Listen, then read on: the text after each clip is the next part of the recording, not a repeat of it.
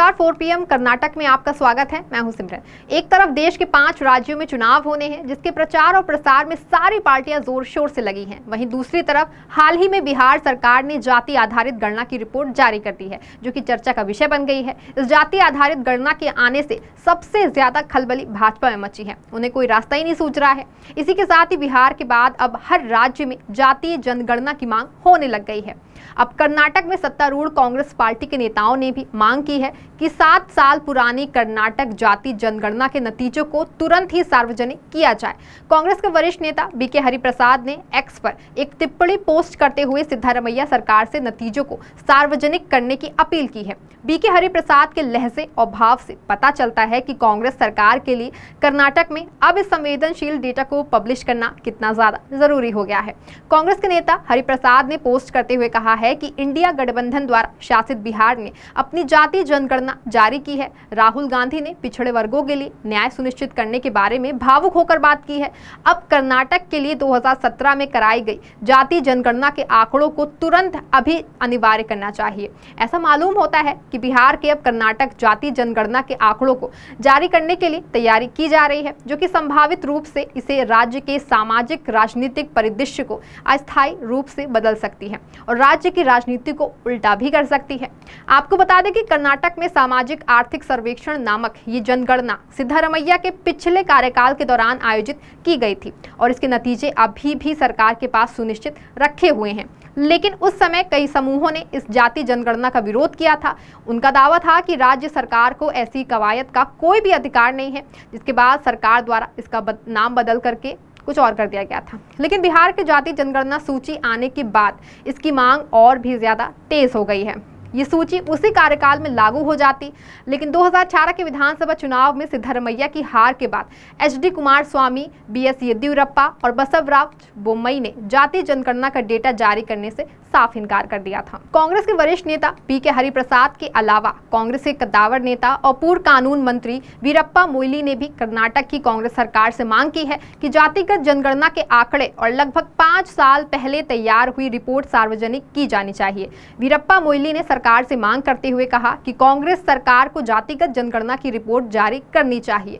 उन्होंने बताया कि Karnataka state backward classes commission ने H कंथाराज की अध्यक्षता में जाति आधारित जनगणना कराई थी, जिसमें कंथाराज कमीशन की तरफ से बाद में जनगणना की रिपोर्ट सरकार के पास जमा कराई गई है। उन्होंने रिपोर्ट के बारे में जानकारी देते हुए बताया कि 2018 के बाद बनी कांग्रेस और जनता दल सेकुलर की सरकार में जब HD कुमारस्वामी मुख्यमंत्री थे तो उनके पास भी कंथाराज आयोग की रिपोर्ट जमा थी।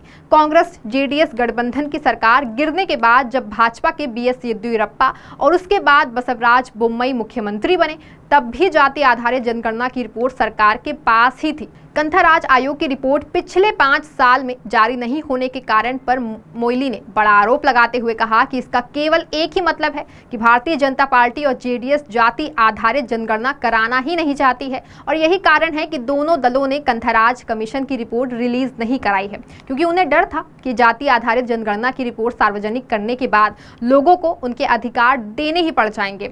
जब मोइली से सवाल किया गया कि क्या नीतीश कुमार की तरह सिद्धारमैया से भी जातिगत जनगणना की रिपोर्ट जारी करने की मांग करेंगे, इस सवाल पर उन्होंने कहा कि कांग्रेस की सरकार जब भी सत्ता में आती है, हम पिछड़ी जाति के लोगों का कल्याण करने की हर संभव कोशिश करते हैं। वहीं कांग्रेस सरकार की नीतियों के बारे में बात करते हुए मोइली ने कहा कि वो सिद्धारमैया से तत्काल ही जातिगत जनगणना की रिपोर्ट जारी करने की मांग करने वाले हैं। अब क्योंकि कांग्रेस सरकार सत्ता में आ चुकी है, सिद्धारमैया CM बन चुके हैं, उन्हें रिपोर्ट जारी कर देनी चाहिए। मोइली ने सचेत करते हुए कहा कि अगर रिपोर्ट में किसी भी समुदाय के साथ नाइंसाफी और किसी भी तरह की समस्याओं की बात उजागर होती है तो सिद्धारमैया उचित कार्रवाई कर सकते हैं।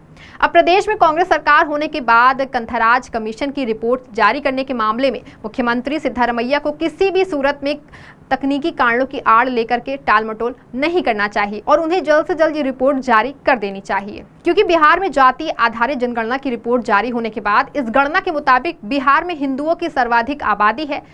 अब वहीं अति पिछड़ा वर्ग की आबादी 36.01%, पिछड़े वर्ग की आबादी 27.12%, SC 19.65% है, एसटी 1.6% है और मुसहर की आबादी 3% बताई जा रही है। इस रिपोर्ट का सियासी गलियारों से लेकर के आम लोगों को भी बेसब्री से इंतजार था। लोकसभा चुनाव 2024 से पहले इस रिपोर्ट को नीतीश सरकार का सबसे बड़ा दाव माना जा रहा था, जिसका सीधा असर आगामी चुनाव में देखने को जरूर मिलेगा। यदि ऐसे ही जातिगत जनगणना की रिपोर्ट कर्नाटक में जारी कर दी जाती है तो इसका सीधा फायदा जनता को जरूर मिलेगा, क्योंकि इस रिपोर्ट के मुताबिक जिसकी जितनी संख्या होगी उतना ही अधिकार होगा। बात सिर्फ 5 राज्यों के विधानसभा चुनाव की नहीं है, बल्कि इस जातिगत जनगणना का असर आने वाले लोकसभा चुनाव में भी जरूर देखने को मिलेगा। अब देखना ये होगा कि किन किन राज्यों में जातिगत जनगणना समूह रूप से कराई जाएगी। अब आगे क्या होता है ये तो आने वाला वक्त बता ही देगा, लेकिन बिहार के इस जातिगत जनगणना से सियासत जरूर गर्मा गई है। इस खबर में आपके लिए बस इतना ही। देखते रहें 4 PM कर्नाटक। धन्यवाद।